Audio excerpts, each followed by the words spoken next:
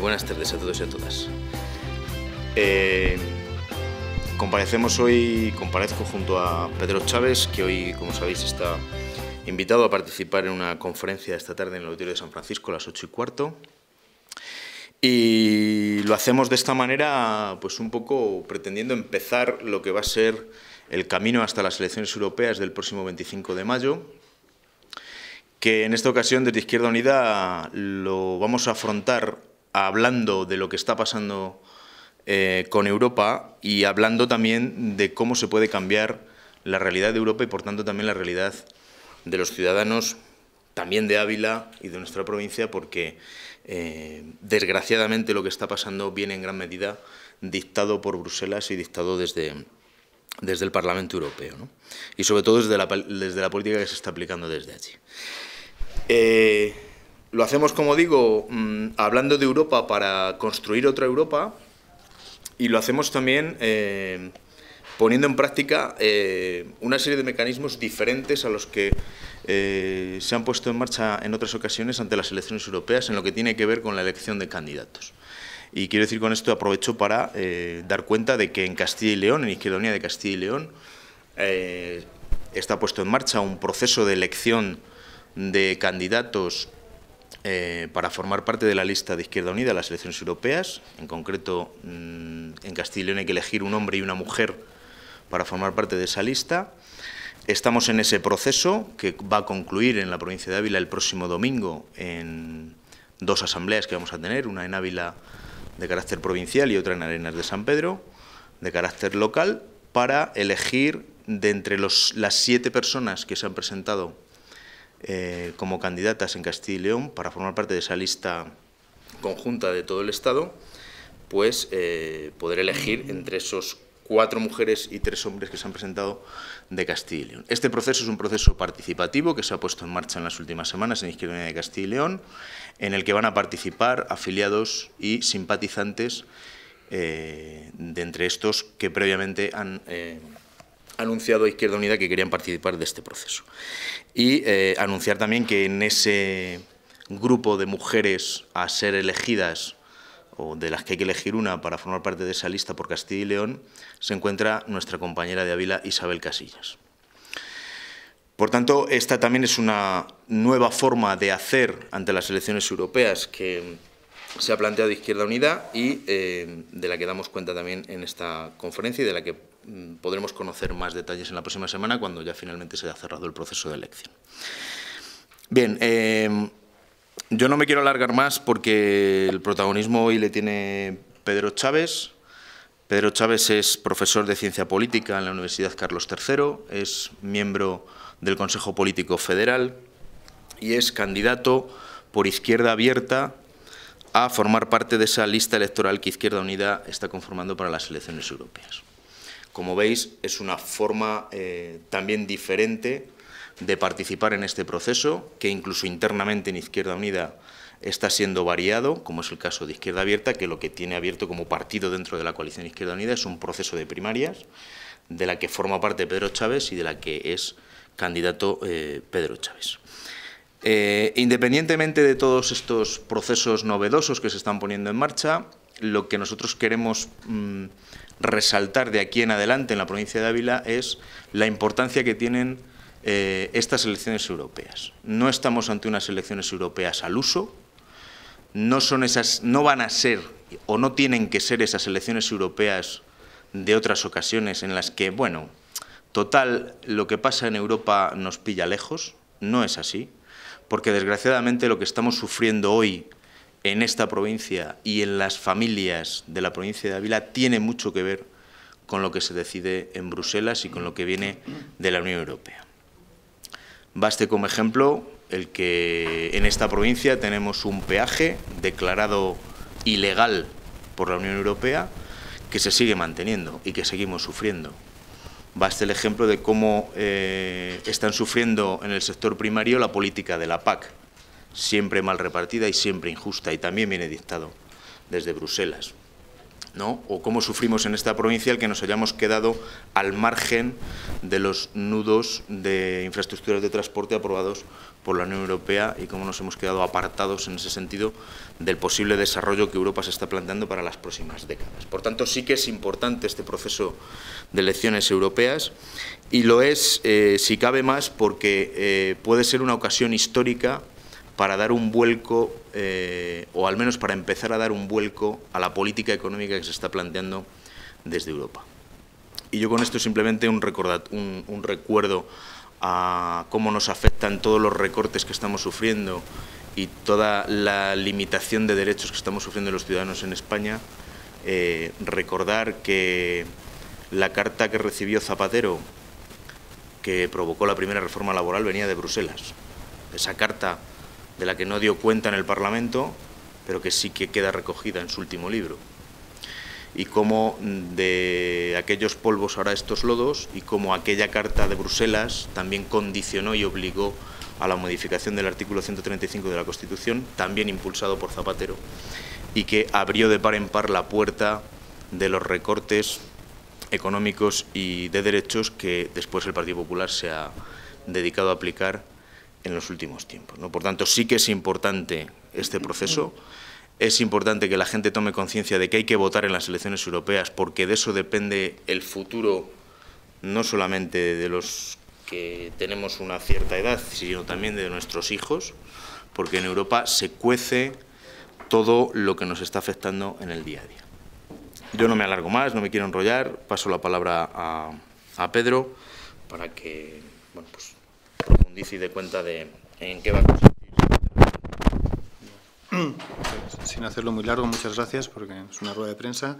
Gracias por la invitación de los compañeros y compañeras de Izquierda Unida y gracias a vosotros y a vosotras por compartir este momento.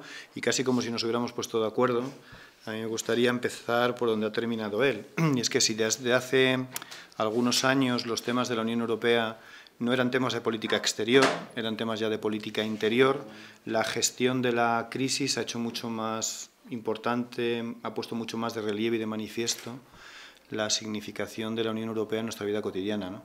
Si en algún momento pues, utilizaban ejemplos del tipo del 70%, el 80% de la legislación que afecta a la cotidianidad de los ciudadanos en nuestro país se debatía y decidía en Bruselas, la gestión de la crisis ha puesto de relieve pues, hasta qué punto ese impacto es mayúsculo, muy importante, decisivo, ¿no? Bien es verdad que a veces los gobiernos se escudan en la Unión Europea para justificar sus desmanes, ¿no? No todo lo que necesariamente se hace en los estados, en nuestros estados, viene dictado por Bruselas, ¿no? Bruselas no es el único malo de esta película, ¿no? Los gobiernos forman parte también de esta coalición que ha decidido que las políticas de austeridad no solamente son necesarias, sino que se han convertido en la única política posible con unas consecuencias sociales y políticas devastadoras, ¿no? Así que el discutir de la Unión Europea en estas circunstancias es esencial, ¿no? Y es importante también porque vamos a vivir o estamos viviendo una situación histórica única, ¿no? Durante muchos años la construcción europea pareció un tema de expertos, mientras que participar de la Unión Europea parecía que era un juego de suma uno en el que todos ganábamos. Nadie pareció preocuparse en exceso por lo que ocurría y cómo se tomaban las decisiones, ¿no? Ahora que nos sentimos todos y todas muy concernidos por lo que pasa, ahora sí, es el momento en el que podemos tomar la palabra y empezar a pensar si las decisiones que se toman en la Unión Europea son las decisiones más adecuadas, quién las toma, con qué legitimidad las toma y de qué manera podemos participar, decidir, impugnar los ciudadanos, ¿no? En este recorrido nos hemos dado cuenta de que la arquitectura institucional de la Unión Europea es, desde el punto de vista democrático, muy frágil. Muy frágil. El déficit democrático de la Unión Europea es espectacular y la gestión de la crisis lo ha puesto mucho más de manifiesto, ¿no? Así que estas elecciones europeas, como bien se decía, son una oportunidad única para discutir sobre el proyecto de construcción europea, sobre el momento en el que se encuentra y sobre cuáles son las alternativas que le queremos dar. Y creo que es el momento también en el que podemos llegar a decir que si este no es el proceso de construcción europea, necesitaremos plantearnos su refundación en términos democráticos, en términos sociales o en términos económicos, ¿no? Porque, por lo menos desde los que estamos en esta mesa, las organizaciones políticas que compartimos, somos europeístas, hemos pensado nuestro presente y nuestro futuro en el ámbito de la Unión Europea, no concebimos como solución el repliegue nacional, no formamos parte de ese batallón de euroescépticos que consideran que lo mejor que se puede hacer es dinamitar la Unión Europea. Eso es un error por muchísimas razones, pero evidentemente esta Unión Europea, tal y como está funcionando, con las decisiones que está tomando, que está amparando, que está posibilitando, va en contra claramente de los intereses de la mayoría y se ha convertido en una magnífica excusa para que los gobiernos dinamiten desde dentro el estado del bienestar. Y nos parece que eso hay que rechazarlo, hay que confrontarlo, como se está haciendo desde el punto de vista social y desde el punto de vista político, ¿no? Y esta es una oportunidad también para revitalizar el papel del Parlamento Europeo, ¿no? Que ha sido siempre una institución no solo muy lejana, sino que probablemente si se le pregunta a mucha gente para qué sirve exactamente el Parlamento Europeo, contestará como muy, en fin, en términos muy amables, que no lo sabe, ¿no? Por no decir no sirve absolutamente para nada, ¿no? Bueno, pues en este contexto, en el contexto de la crisis, del rechazo a la crisis, de la contestación social y política a la crisis económica y a las políticas de austeridad, el papel del Parlamento puede ser muy relevante, ¿no? Puede ser una caja de resonancia de la contestación social, puede ser un articulador de nuevas propuestas económicas, políticas, etcétera, y debe ser, por lo menos esa es la pretensión de la izquierda alternativa y del grupo de la izquierda alternativa, que probablemente incrementará de una manera sustancial su número de diputados, en la actualidad de 41, ese papel debería ser intentar hacer eso, construir una red social y una red política que empujase en la dirección de hacer viable y pensable y posible otra Unión Europea, ¿no? Ese sería un poco el objetivo de este momento, ¿no? Las cosas se pueden cambiar porque además hay una demanda para que eso ocurra, ¿no? Es más, porque si las cosas no se cambian, y hay un temor más que legítimo en estos momentos a que el actual edificio institucional que conocemos, la actual arquitectura política de la Unión Europea, sufra crisis más importantes en los próximos periodos, ¿no? Hace poco el Consejo de Política Exterior realizó un informe dando cuenta de ese temor a la crisis de legitimidad por las medidas que se estaban tomando, ¿no? Y para nosotros, además, las elecciones europeas, estas, no solamente son esa ocasión para poder discutir y rediscutir del proceso de integración europea, sino también para discutir de la política en nuestro país. Y en este sentido no hay excusas, ¿no? Lo que han hecho tanto el Gobierno de Zapatero en su última legislatura como el Gobierno de Mariano Rajoy tiene algunas deudas pendientes con exigencias de la Comisión o de la Troika, pero tiene también sus propias responsabilidades. Y yo creo que es el momento también de confrontar al actual Gobierno con sus responsabilidades respecto a la gestión de la crisis y las consecuencias brutales que está teniendo en nuestro país, ¿no? Y creemos que la izquierda alternativa tiene además algunas exigencias, ¿no? Es un momento también para intentar dar muestra de que se ha entendido una parte del discurso que la población reclama desde el 15M y es no nos representáis, y traducido en términos constructivos es la necesidad, la exigencia de hacer cosas, de favorecer procesos participativos que abran la puerta de los partidos políticos a la participación ciudadana, a nuevas formas de representación, etcétera, ¿no? Hay que intentarlo, estos son ensayos, no todos los ensayos saldrán necesariamente bien, pagaremos el precio de hacer cosas por primera vez, seguramente, pero lo que no podíamos hacer era seguir haciendo lo mismo. Si queremos cambiar los resultados, no podemos seguir haciendo las mismas cosas siempre, ¿no? Desde este punto de vista, pues, Izquierda Abierta, que forma parte de Izquierda Unida y formará parte de sus listas electorales, ha tomado la decisión de abrir un proceso de primarias ciudadanas para poder elegir a su representante dentro de la lista de Izquierda Unida. Y ese proceso de primarias ciudadanas significa eso, que todos los ciudadanos y ciudadanas que quieran, a través de un simple registro, sin necesidad de pagar €1 y sin necesidad de firmar ninguna carta de lealtad ideológica, pueden participar en este proceso, pueden votar en estas elecciones y pueden decidir quién quiere que sea el representante de Izquierda Abierta en las listas electorales de Izquierda Unida, ¿no? Nos parece que hay, además, una urgencia, una necesidad que quizá en estas elecciones no se materialice, pero que queda abierta para las próximas, y es buscar el encuentro de todas aquellas opciones de la izquierda alternativa que están luchando contra la política austericida y que están buscando, en fin, nuevas alternativas económicas, sociales y políticas, y hay que buscar, ese sería también nuestro objetivo, un encuentro entre todas esas opciones de la izquierda nacionalista, de la izquierda estatal emergente, etcétera, en una gran propuesta de cambio político para este país, ¿no? Ese sería un poco también nuestro objetivo. En estas elecciones, aunque insisto, pues probablemente no se materialice electoralmente, pero al menos dejar las puertas abiertas para que en los próximos comicios, que son muy propicios para este tipo de situaciones, los locales y los autonómicos, ese encuentro se produzca, ¿no? Creemos que es el punto y hora en el que hay que decir basta ya las políticas que se están llevando a cabo y es necesario poner, en fin, encima de la mesa otras propuestas, ¿no? Así que, como veis, pues nos tomamos muy en serio estas elecciones europeas. No son elecciones de segundo orden, ni muchísimo menos. No son elecciones secundarias subordinadas a las elecciones generales. Lo que se va a tramitar en estas elecciones en términos de agenda y en términos de representación tiene que ver con nuestro espacio político nacional y, por lo tanto, nos lo tomamos así, como una oportunidad para discutir de Europa, por supuesto, pero también de lo que pasa en nuestro país. Muchas gracias.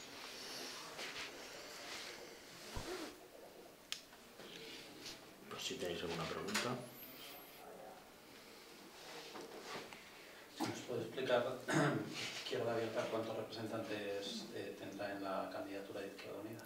Nosotros creemos que en la parte de salida, digamos, ahora mismo las estimaciones demoscópicas dicen que Izquierda Unida podrá conseguir entre 8 o 9 diputados. Ahora mismo tiene 2, un diputado por Izquierda Unida y un diputado por Iniciativa per Catalunya. Si esas estimaciones demoscópicas pues más o menos se aproximan a la realidad, nosotros creemos, no, estamos convencidos de que Izquierda Abierta tendrá al menos una persona en ese grupo inicial de salida. Esa es un poco la idea.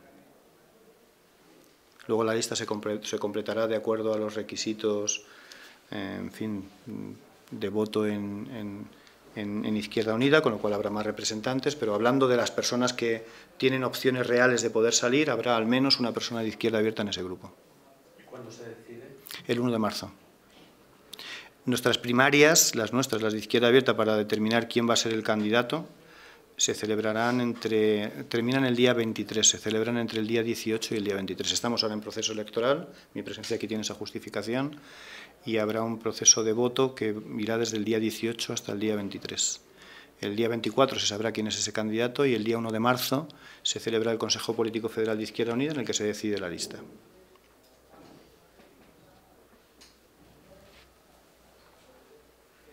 Es un proceso concurrente con el que se está haciendo aquí en Castilla y León y en otros lugares.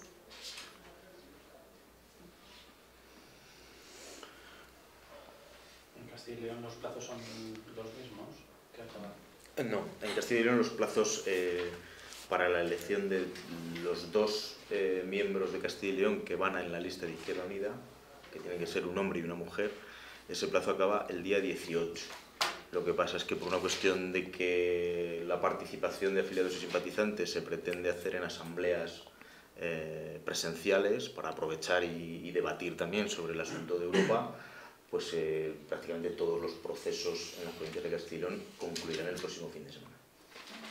Pero aún así el día 18 es cuando se sabrá definitivamente quién es la compañera y el compañero de Izquierda Unida de Castilla y León que formará parte de esa lista de Izquierda Unida.